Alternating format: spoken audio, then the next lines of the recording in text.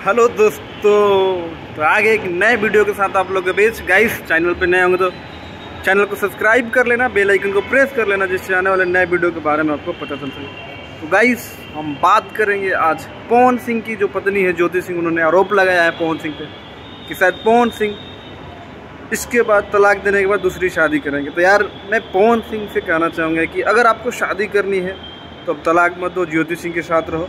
लेकिन अगर आपको ज्योति सिंह के साथ नहीं रहना है और शादी नहीं करना है, तलाक इस वजह से दे रहे हो कि ज्योति सिंह के साथ नहीं रहना और मैं किसी से शादी नहीं करूँगा, तो ये अच्छी बात है, कोई दिक्कत नहीं है। आप सेपरेट हो जाओ और ज्योति सिंह का जो भी फैसला है कोर्ट का, वो आपको मिल ही जाएगा आज नहीं तो कल। और ज्योति सिंह को भी इंसाफ मिल जाएगा। वन टाइम सेटलमेंट होगा या एलिमनी जो भी होगा वो तो कोर्ट तय करेगा।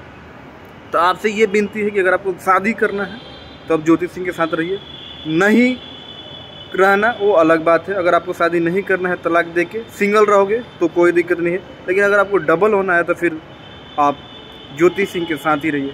क्योंकि मैं रीज़न ये इसलिए बताऊंगा कि पहली शादी आपकी टिकी नहीं और दूसरी शादी आपकी तलाक हो रही है, तो तीसरी शादी की क्या गारंटी है कि आपकी शादी जो है टिकी जाएगी। तो ये बहुत बड़ा रीज़न खड़ा होता है आपके लाइफ को लेके। और जब तीसरी लड़की आपके लाइफ में आएगी तो वो भी जानती है कि ऑलरेडी 2-3 लोगों ने आपको छोड़ चुके हैं, तो उसके माइंड में भी अलग तरीके से ख्याल उत्पन्न होंगे और अलग तरह से सिचुएशन क्रिएट होगा।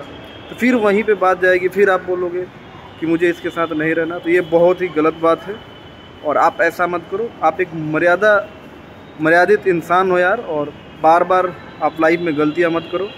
1-2 बार गलती कर दी आपने तो आप बार बार गलती ना करो। गाइस, आप लोग का क्या कहना है कमेंट करके ज़रूर बताना, और चैनल पर नए हो तो चैनल को सब्सक्राइब करना। मिलते हैं अगले वीडियो में, तब तक अपने भाई को इजाज़त। नमस्कार।